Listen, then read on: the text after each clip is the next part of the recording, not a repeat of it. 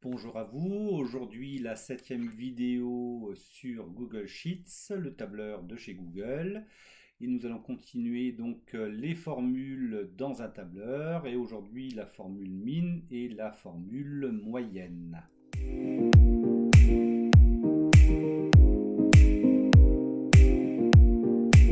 Un fichier est à télécharger dans les commentaires de la vidéo pour vous exercer. Pour mon référencement, n'oubliez pas de liker la vidéo et de vous abonner à la chaîne pour ne rien rater. Alors nous allons poursuivre l'exercice avec la formule min. Et donc nous allons rajouter ici en dessous max le mot min qui définira donc les minimales des colonnes C, D et E.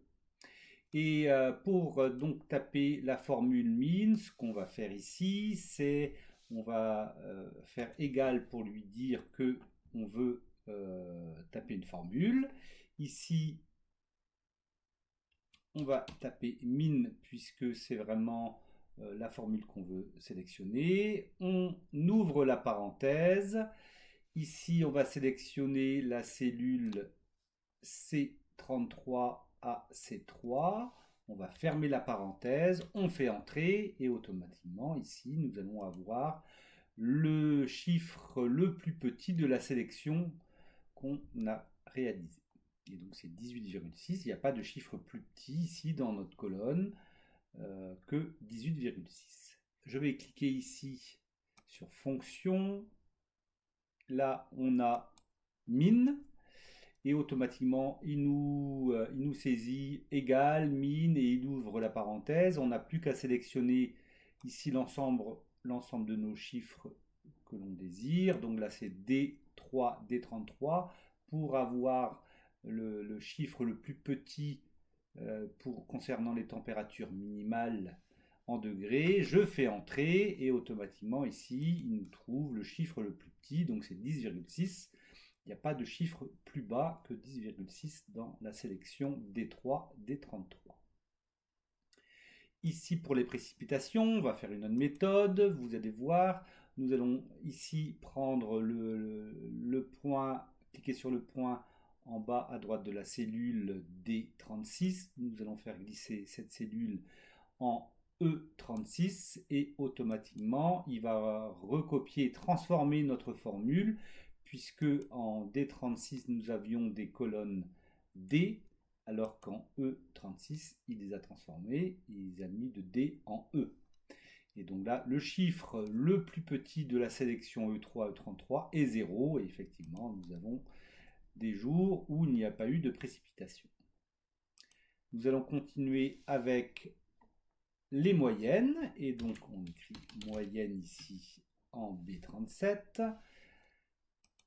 Nous allons saisir la moyenne et donc on tape égal et vous voyez que automatiquement, j'ai écrit moyenne ici en B37, Google Sheets nous propose une sélection, mais d'ailleurs elle n'est pas bonne puisque on ne va pas prendre la cellule C2 puisque la cellule C2 c'est du texte, mais on va si on veut cliquer dessus et modifier ici la sélection en tapant C3 en faisant entrer et automatiquement il corrige la formule qu'il a proposée.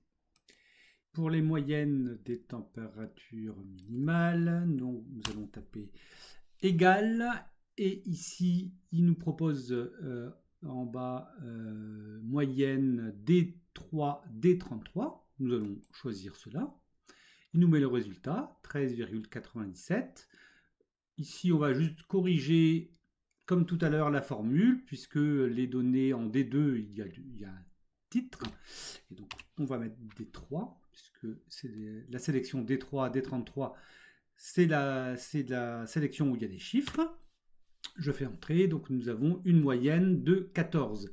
Et effectivement, si nous avions laissé D2, il utilisait une cellule supplémentaire et pour une moyenne, forcément, c'est la somme des chiffres de la sélection divisée par le nombre de chiffres sélectionnés. Et forcément, si on laisse D2 en sélection, il va nous diviser par un nombre de cellules différent que si on avait mis des 3. Et donc là, la moyenne est de 14. Pour les précipitations, on va faire la même chose en faisant glisser donc la formule de D37 sur E37. Donc je clique sur le coin droit de la cellule, je fais glisser en E37 et là il nous met la moyenne des précipitations du mois d'août. Nous avons fini les formules de calcul, nous allons mettre les chiffres alignés comme les cellules au-dessus. Donc pour cela, ici, je sélectionne les données que je vais donc centrer pour les aligner. Ici, je vais lui dire que c'est un chiffre, que c'est un nombre. Je vais enlever un chiffre après la virgule et pour avoir quelque chose d'aligné.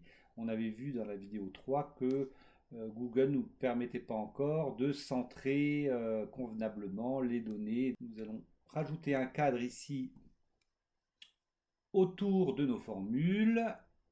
Ici, donc, je vais sélectionner bordure extérieure de notre sélection. Et nous avons maintenant un tableau qui est finalisé.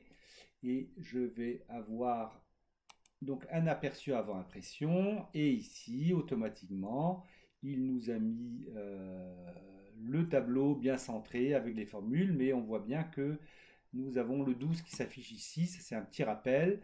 Il faut d'abord sélectionner ce qu'on veut imprimer. Donc là, on reprend notre tableau avec les formules.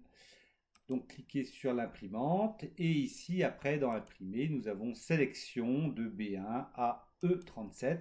Et là, il va nous enlever donc l'information 12 qui était incohérente. Nous avons une feuille finalisée maintenant que vous pouvez imprimer.